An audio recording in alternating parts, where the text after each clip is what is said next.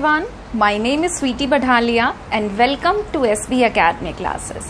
तो पिछले video lecture में हम लोगों ने डायपोल मूवमेंट को स्टार्ट किया था और वो टॉपिक हमारा कंप्लीट नहीं हुआ था। तो आज इस वीडियो लेक्चर में हम लोग डायपोल मूवमेंट को ख़त्म करने की कोशिश करेंगे, ठीक है।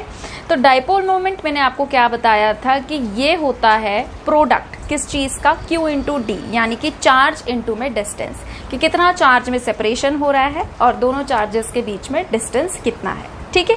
साथ ही साथ हम लोगों ने ये चीज ऑब्जर्व किया था कि सिर्फ इलेक्ट्रॉन नेगेटिविटी का डिफरेंस देख लेने से पता नहीं चलता कि कोई मॉलिक्यूल पोलर होगा या नहीं होगा, जिसका सबसे बेहतरीन एग्जांपल क्या होता है, BeF2। इस पे बेस्ड मैंने क्वेश्चन भी यहाँ पर लिखा है जो अभी हम लोग डिस्कस करेंगे, ठीक है। फिर हमने ये डिस्कस किया था कि डायपोल मोमेंट एक फैक्टर क्वांटिटी होती है जिसका मैग्नीट्यूड के साथ साथ डायरेक्शन भी होती है, और डायरेक्शन बहुत ज़्यादा इंपॉर्टेंट रोल प्ले करता है ये डिसाइड करने में कि कोई मॉलिक्यूल पोलर होगा कि नहीं होगा। किसी मॉलिक्यूल का डायपोल मोमेंट कम आएगा, जीरो आएगा, ज़्यादा आएगा, क्या आएगा, ठीक है। तो चलिए स्टार्ट करते हैं। अब देखिए, कुछ बच्चे ऐसे होते हैं जो कॉम्पिटिटिव एग्जाम्स की तैयारी कर रहे होते हैं और वो भी वीडियो लेक्चर्स को देख रहे होते हैं, और साथ ही साथ अब क्योंकि आपके एग्जाम पैटर्न डिफरेंट तरीके से आने लग गया है, आप लोगों का एक सेक्शन है 20 मार्क्स का जिसमें MCQ, 1 word, match the following, ये सब चीज़ें आ जाती हैं। तो थोड़ा बहुत मैं बीच बीच में ऐसे क्वेश्चन डालने की कोशिश करती हूँ सो दैट आपको एक्सपोजर मिलता रहे डिफरेंट वेराइटी ऑफ क्वेश्चंस के, कि हाँ इस तरीके से क्वेश्चन आ सकते हैं।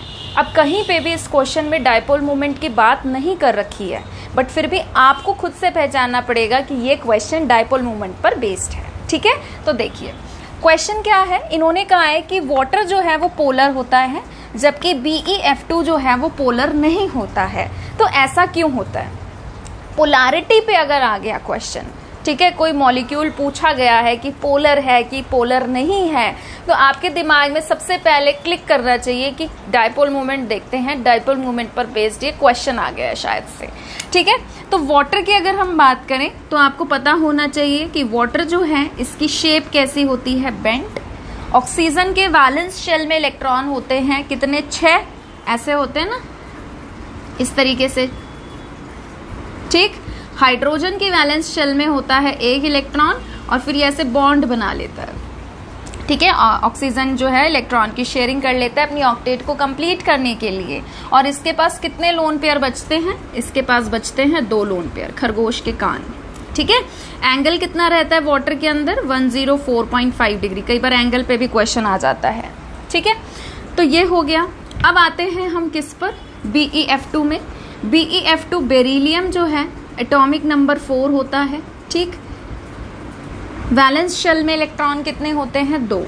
तो बेरिलियम को हमने लिख दिया ऐसे। फ्लोरीन का एटॉमिक नंबर होता है कितना, 927। फ्लोरीन में वैलेंस इलेक्ट्रॉन होते हैं 7, हम लोगों ने ऐसे लिख दिया। उसके बाद ये शेयरिंग कर लेते हैं और बॉन्ड बना लेते हैं, ठीक। मैं ओवरलैपिंग वगैरह करके नहीं दिखा रही, मतलब सर्कल नहीं कर रही हूँ, आप समझ गए होंगे। तो यहाँ पे अगर आप ध्यान से देखें तो इसकी कैसी ज्योमेट्री है, लीनियर ज्योमेट्री,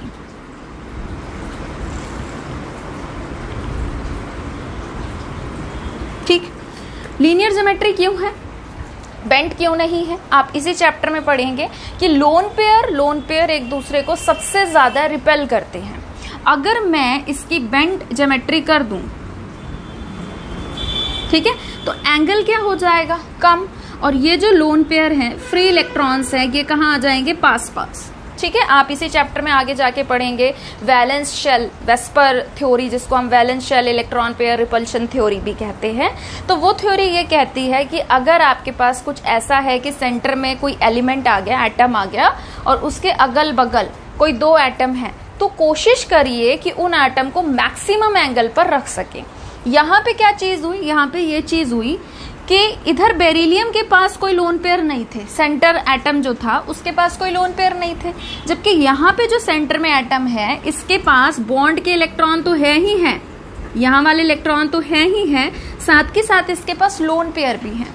तो ये लोन पेयर क्या करते हैं, एक दूसरे को रिपेल करते हैं, और इनके रिपल्शन की वजह से अगर मान लो मैं लीनियर बॉन्ड बनाती तो ये क्या करते हैं, फोर्स एक्सर्ट करते हैं और उस फोर्स एक्सर्शन की वजह से ये बॉन्ड लीनियर ना रह के अंदर की तरफ बेंट हो जाता है। समझ में आया? तो इसकी जो शेप होती है वो होती है बेंट शेप। ये मैंने बहुत इंपॉर्टेंट क्वेश्चन डिस्कस किया है और इस क्वेश्चन में मैंने आपको कुछ ऐसी बातें भी बता दी हैं कि अगर कई बार एंगल पे या शेप पे क्वेश्चन आ जाता है तो अगर वो क्वेश्चन आ जाए तो वो भी आपके करेक्ट हो जाए, सही हो जाए। ठीक है, तो अब देखो क्या है, अब हम आते हैं अपने टॉपिक पे, डायपोल मोमेंट पे। इन्होंने कहा कि भाई ये पोलर नहीं है जबकि ये पोलर होता है। ऐसा क्यों? ऐसा इसलिए होता है, देखिए फ्लोरीन सबसे ज्यादा इलेक्ट्रोनेगेटिव एलिमेंट है, इलेक्ट्रॉन नेगेटिविटी होती है 4। Being more electronegative it will attract the electron density towards itself, है ना, ज्यादा इलेक्ट्रोनेगेटिव है तो इलेक्ट्रॉन खींचेगा। तो ये फ्लोरीन यहां से खींच रहा है इस इलेक्ट्रॉन नेगेटिविटी की पावर से, ये वाला फ्लोरीन यहां से खींच रहा है इलेक्ट्रॉन नेगेटिविटी की पावर इसकी भी क्या है, 4 है। तो जब दोनों सेम फोर्स से खींच रहे हैं इलेक्ट्रॉन को तो इक्वल मैग्नीट्यूड से इलेक्ट्रॉन खींच रहे हैं। बट डायपोल मोमेंट क्या होता है, वेक्टर क्वांटिटी, डायरेक्शन क्या हो गई इनकी, अपोजिट। तो अगर डायरेक्शन अपोजिट हो गई तो एक दूसरे को क्या कर देंगे, कैंसिल आउट, और मैग्नीट्यूड क्या है इसका, सेम।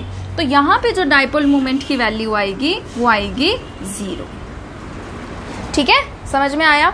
अब आते हैं वाटर के केस में। वाटर के केस में मैंने आपको क्या बताया था कि एटम से जो एरो हम दिखाते हैं डायपोल मोमेंट का वो कहां दिखाते हैं, लोन पेयर की तरफ। ठीक, और लेस इलेक्ट्रोनेगेटिव से दिखाते हैं मोर इलेक्ट्रोनेगेटिव की तरफ। ऑक्सीजन की इलेक्ट्रॉन नेगेटिविटी होती है 3.5, हाइड्रोजन की इलेक्ट्रॉन नेगेटिविटी होती है 2.2। कौन ज्यादा इलेक्ट्रोनेगेटिव, ऑक्सीजन। तो ऑक्सीजन यहां से खींच रहा है इलेक्ट्रॉन, ऑक्सीजन यहां से खींच रहा है इलेक्ट्रॉन। ठीक है, ऑक्सीजन कहाँ आ रहे हैं, वो इलेक्ट्रॉन कहाँ आ रहे हैं, ऑक्सीजन के पास, एक ही एटम के पास आ रहे हैं इलेक्ट्रॉन। फिर उसके बाद एटम से लोन पेयर की तरफ भी जा रहे होते हैं। ठीक, अब देखिए खींचने वाला कौन है, ऑक्सीजन, इलेक्ट्रॉन आ रहे हैं सेम डायरेक्शन में ऑक्सीजन के पास। फिर उसके बाद ये हो गई एक बात, ऑक्सीजन से लोन पेयर की तरफ भी जा रहे हैं अपोजिट डायरेक्शन में। लोन पेयर, एटम और लोन पेयर को अगर हम देखें और हाइड्रोजन और ऑक्सीजन को अगर हम देखें तो इनके बीच में सेम फोर्स नहीं है। मैं ऑक्सीजन हूं, मैंने इधर हाइड्रोजन से इलेक्ट्रॉन खींचा, यहां से इलेक्ट्रॉन खींचा। ठीक, अब मैं जब लोन पेयर की तरफ एरो दिखाऊंगी, दूंगी, तो मैं उतने फोर्स से थोड़ी ना दूंगी जितने फोर्स से मैंने खींच लिया हाइड्रोजन से। तो क्या यहाँ पे मैग्नीट्यूड सेम रहा, नहीं रहा। ठीक है, तो मैग्नीट्यूड सेम होना चाहिए, डायरेक्शन अपोजिट होनी चाहिए डायपोल मोमेंट 0 आने के लिए। तो यहाँ पे ऐसा तो कुछ हो नहीं रहा, तो यहाँ पे डायपोल मोमेंट की वैल्यू 0 नहीं होगी। जिसमें डायपोल मोमेंट की वैल्यू 0 नहीं होती वो होता है आपका पोलर मॉलिक्यूल। और जहां पे डायपोल मोमेंट इक्वल मैग्नीट्यूड से अपोजिट डायरेक्शन में जाता है, खींचते हैं इलेक्ट्रॉन, यहाँ पे डायपोल मोमेंट हो जाता है 0, और जहां 0 हो गया वो मॉलिक्यूल कहलाएगा नॉन पोलर। तो अगर आप बड़े ही ध्यान से समझ रहे हैं इस सवाल को तो आप ये बात बहुत अच्छे से जज कर पाएंगे कि इसका डायपोल मोमेंट आ रहा है और इसका नहीं आ रहा है। इसमें सबसे ज्यादा रोल प्ले अगर किसी ने किया है तो इनकी शेप ने किया है। समझ में आया? ठीक है, अब देखो पहला है द इलेक्ट्रॉन नेगेटिविटी ऑफ, मतलब कि भाई वाटर पोलर क्यों होता है और बेरिलियम फ्लोराइड जो है पोलर क्यों नहीं होता। The electron negativity of fluorine is greater than that of oxygen. ये बात बहुत सही है कि फ्लोरीन ज्यादा इलेक्ट्रोनेगेटिव होता है ऑक्सीजन से, पर यहाँ पे कुछ कर रहा है क्या वो ज्यादा इलेक्ट्रोनेगेटिव होने के बावजूद, तब भी इक्वल मैग्नीट्यूड से अपोजिट डायरेक्शन में जा रहे हैं, तो डायपोल मोमेंट 0 हो रहा है, नॉन पोलर हो रहा है। तो हाल फिलहाल इलेक्ट्रॉन नेगेटिविटी फ्लोरीन की ज्यादा होने के बावजूद भी कोई काम नहीं आ रही है यहाँ पे। ठीक है, तो इसका हम कुछ कर नहीं सकते। ये बात वैसे सही है कि फ्लोरीन ज्यादा इलेक्ट्रोनेगेटिव होता है ऑक्सीजन से, पर पोलैरिटी में इस समय कोई रोल प्ले नहीं कर रहा, तो अभी फिलहाल हमारे काम की नहीं है ये स्टेटमेंट।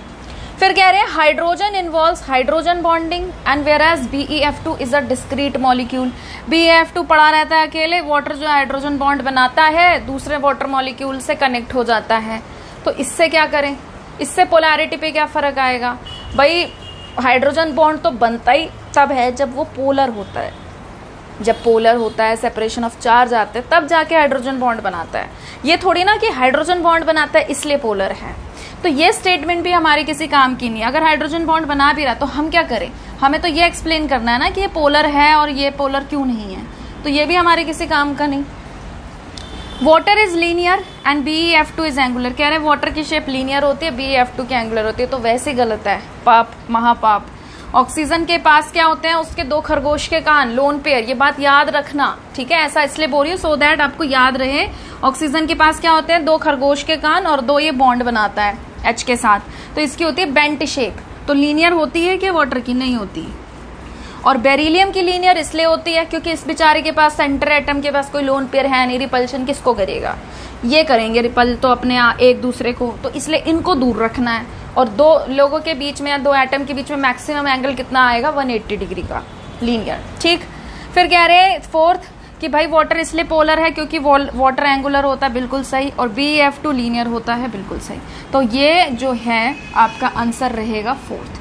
तो ये इतना डिटेल में जाके मैंने आपको इसलिए बताया है, आंसर बताना 1 सेकंड का काम होता है, मैं 1 सेकंड में आपको आंसर बता के आगे बढ़ सकती हूँ, पर मैं इसलिए इसको इतना टाइम देके समझा रही हूँ, इससे रिलेटेड और भी जो कई बातें हैं आप समझें, सुने, ठीक है, आपके आगे जाके काम आए। और पता नहीं होता कौन सी बात कहाँ काम आ जाती है और किस जगह पे काम आ जाती है और आपका आंसर शायद ठीक करा दे, ठीक है। तो आई होप आपको ये समझ में आया होगा। वीडियो को पॉज करके इसको नोट करिए प्लीज।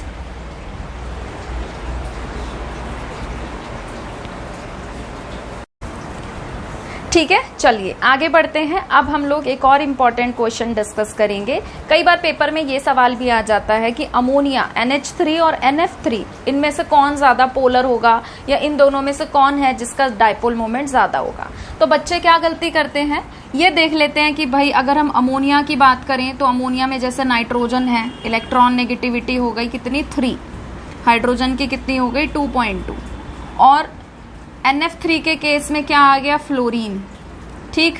तो हम ये देख लेते हैं कि भाई फ्लोरीन सबसे ज्यादा इलेक्ट्रोनेगेटिव एलिमेंट है, ज्यादा इलेक्ट्रॉन खींचेगा, तो हम कह देते हैं कि NF3 जो है वो ज्यादा पोलर होगा, इसका डाइपोल मोमेंट ज्यादा आएगा अमोनिया से। बट हमारा आंसर क्या हो जाता है, गलत। ऐसा क्यों होता है, ऐसा इसलिए ये जो इसका अलग बिहेवियर आ रहा है, एनॉमलस बिहेवियर आ रहा है, वो उसकी वजह से आ रहा है क्योंकि नाइट्रोजन के पास क्या है, लोन पेयर, ठीक है। आप देखिए यहाँ पर, जैसे अगर हम बात करें किसकी, अमोनिया की, ठीक, नाइट्रोजन के पास है लोन पेयर और नाइट्रोजन क्या बना रहा है, 3 बॉन्ड बना रहा है। नाइट्रोजन में और हाइड्रोजन में कौन ज्यादा इलेक्ट्रोनेगेटिव है, नाइट्रोजन। तो नाइट्रोजन ज्यादा इलेक्ट्रोनेगेटिव है तो क्या करेगा, अपनी तरफ इलेक्ट्रॉन खींचेगा, तो तीनों हाइड्रोजन से ये इलेक्ट्रॉन खींचेगा, ठीक। डायरेक्शन क्या हो गई, तीनों के तीनों नाइट्रोजन की तरफ आ रहे हैं, सेम डायरेक्शन, समझ में आया, सेम डायरेक्शन। मुझे यहां से भी कोई पैसा दे रहा है, मुझे यहां से भी कोई पैसा दे रहा है, मुझे वहां से भी कोई पैसा दे रहा है ना, आ तो मेरे पास ही रहा है, तो मेरे पास जो पैसा है वो इकट्ठा हो रहा है। और साथ ही साथ मैंने आपको क्या कहा था कि एटम से लोन पेयर की तरफ भी डाइपोल मोमेंट हम दिखाते हैं। तो जो हमारा नेट डाइपोल मोमेंट यहाँ पर आएगा वो क्या आएगा, ज्यादा आएगा।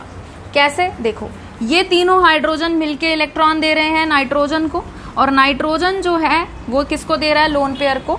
अगर हम सेम डायरेक्शन की बात करें तो जो नेट रिजल्टेंट है, जो नेट डाइपोल मोमेंट है वो क्या आएगा, काफी ज्यादा आएगा, नॉट इक्वल टू 0, और काफी ज्यादा यहां पर हमें मिलेगा।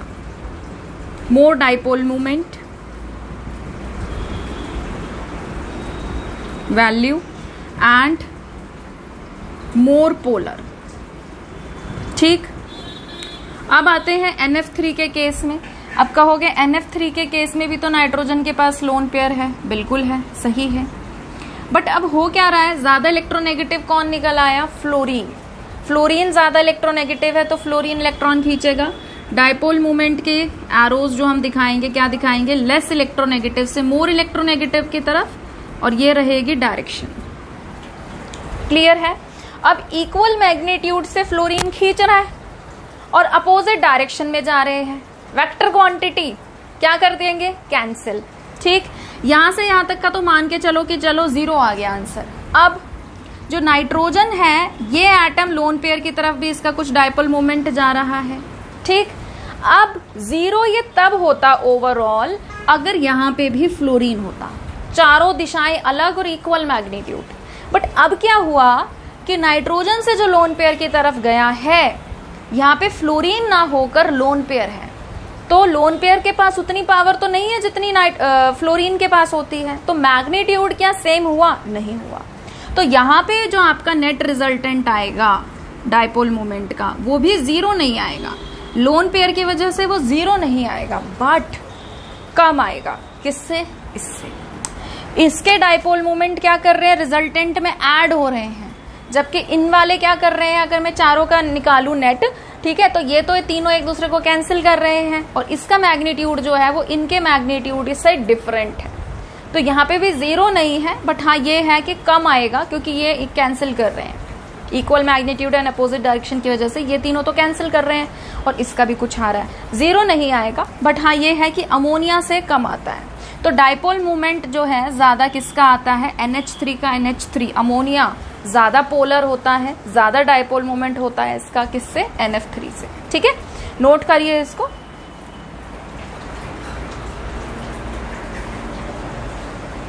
चलिए आगे बढ़ते हैं। अब हम लोग डिस्कस करेंगे इंपॉर्टेंस ऑफ डायपोल मोमेंट के बारे में। ठीक है, कि डायपोल मोमेंट की क्या इंपॉर्टेंस होती है। तो सबसे पहला ये आता है कि डायपोल मोमेंट हमें ये बताने में मदद करता है कि कौन सा मॉलिक्यूल पोलर है और कौन सा मॉलिक्यूल पोलर नहीं है।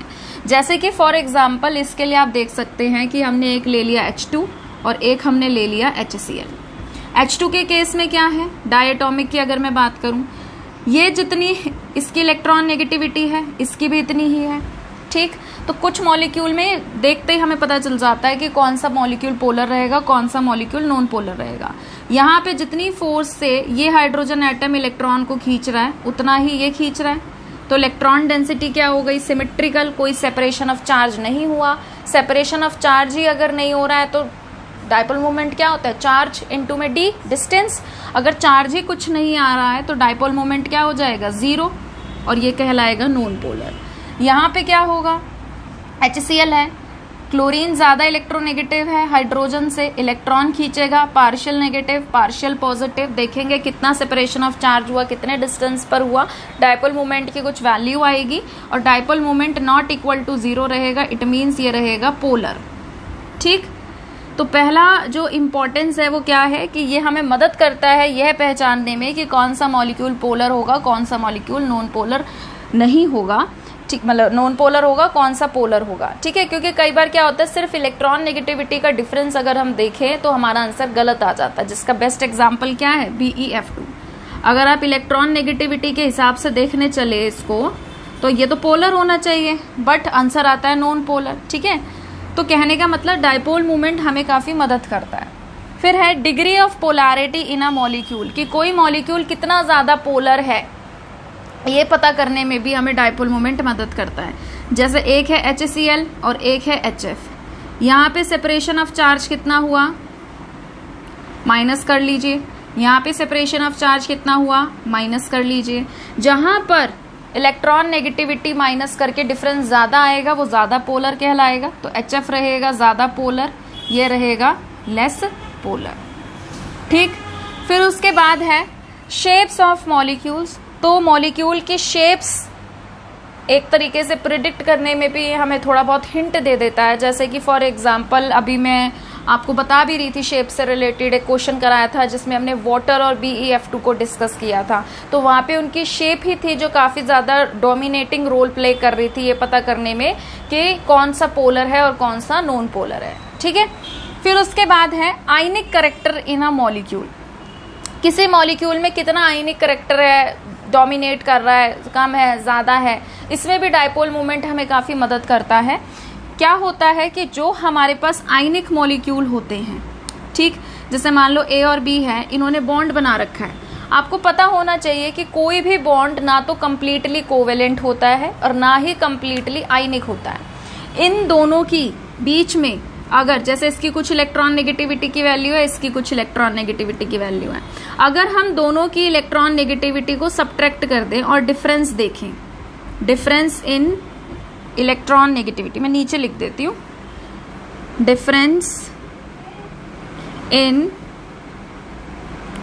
Electron negativity. अगर इलेक्ट्रॉन नेगेटिविटी में डिफरेंस दोनों का माइनस करके आ रहा है 1.7, ठीक, तो जो हमारा मॉलिक्यूल होता है वो 50% आयनिक कैरेक्टर लेके बैठा होता है और 50% कोवेलेंट कैरेक्टर लेकर बैठा होता है।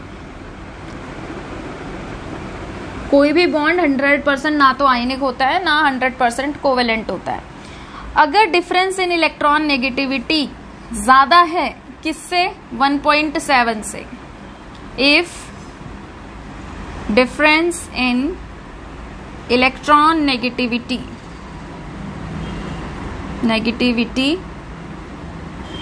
इज ग्रेटर देन 1.7, तो वो प्रीडोमिनेंटली उसके अंदर ज्यादा क्या रहेगा, आयनिक कैरेक्टर। ठीक है, देख लेना, प्रीडोमिनेंटली क्या रहेगा उसके अंदर, आयनिक कैरेक्टर ज्यादा रहेगा उसमें। और अगर difference in electron negativity less than 1.7 है, if difference in electron negativity less than 1.7 है, तो उसमें क्या रहेगा, प्रीडोमिनेंटली कोवेलेंट कैरेक्टर रहेगा। ठीक, तो किसी मॉलिक्यूल में कितना कोवेलेंट कैरेक्टर है, कितना आयनिक कैरेक्टर है, ये बताने में भी हमें डायपोल मोमेंट मदद करता है। उसके बाद आ जाता है distinguish between cis and trans isomers. इसको वीडियो को पॉज करके इसको नोट कर लो, फिर मैं यहां से मिटा देती हूँ। ठीक है, वीडियो को पॉज करके आप इसको नोट कर लेना।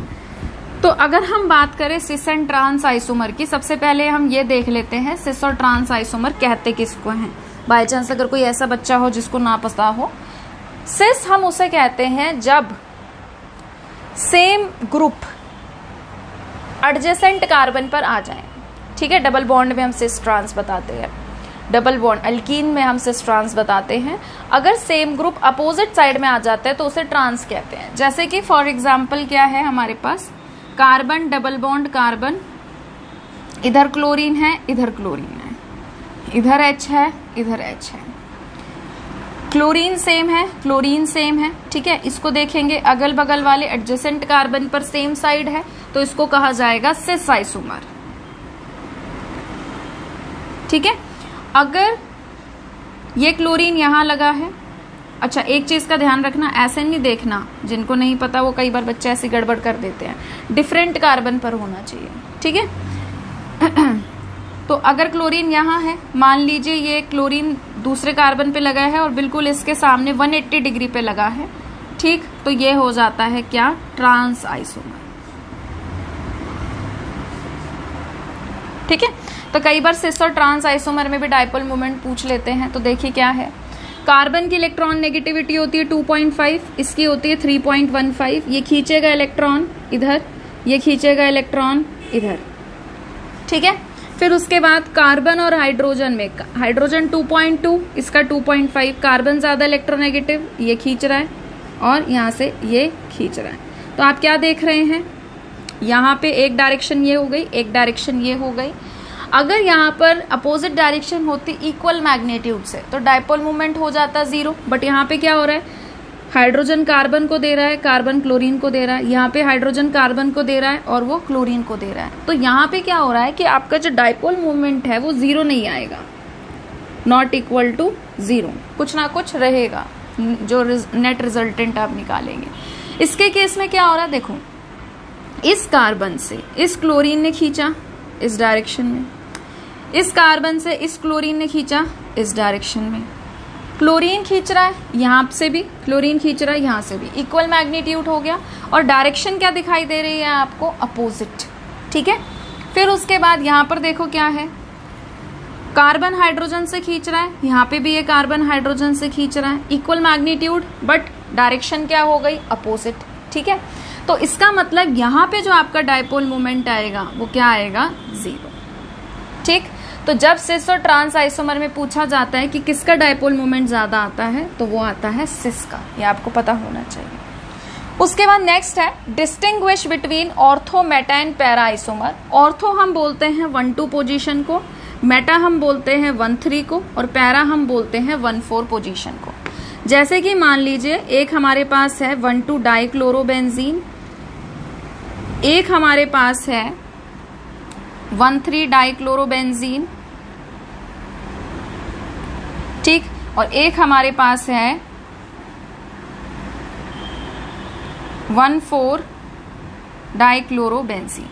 तो ये तो आपको दिखाई दे रहा है क्या कि ये क्लोरीन कार्बन से जुड़ा हुआ है। यहाँ पे ये क्लोरीन कार्बन से खींच रहा है इलेक्ट्रॉन, यहाँ से ये खींच रहा है कार्बन से इलेक्ट्रॉन, इक्वल मैग्नीट्यूड से खींच रहे हैं, अपोजिट डायरेक्शन में खींच रहे हैं, डाइपोल मोमेंट आ गया 0। तो कई बार तो यही पूछ लिया जाता है कि कौन है इन तीनों में जिसका डाइपोल मोमेंट 0 रहेगा, तो वो आपका आंसर होता है पैरा वाला। इसको बोलते हैं पैरा। पैरा होता है 1,4। यहाँ पे देखो नंबरिंग करोगे तो क्लोरीन को 1 और 4 मिला, ठीक। यहाँ नंबरिंग करोगे तो 1, 3 मिला, तो ये हो गया मेटा, और ये 1, 2, तो ये हो गया आपका ऑर्थो। अब यहाँ पे अगर आप देखो तो ये जो एंगल है आपका कितने डिग्री का बन रहा है, 60 डिग्री का, और ये वाला जो आपका एंगल है ये कितना डिग्री का बन रहा है, 120 डिग्री का। एक पूरा सर्कल 360 का होता है ना, तो ये हो गया एक ये हो गया, ठीक है, ये वाला और ये वाला 120 120 120 360 हो गया। तो यहाँ से जो हम नेट डाइपोल मोमेंट निकालते हैं ये होगा आपका cos 60 के हिसाब से निकलेगा, ये होगा आपका cos 120 के हिसाब से निकलेगा। तो आप ये ध्यान रखना कि ऑर्थो वाले का ज्यादा होता है किससे, मेटा वाले से।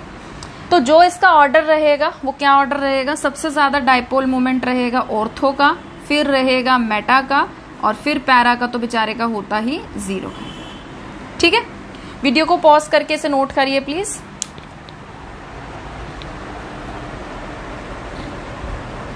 ठीक है, तो आज के लिए इतना ही, और अगर आपको ये वीडियो पसंद आया है तो प्लीज इसे लाइक करिए, शेयर करिए, चैनल को सब्सक्राइब करिए।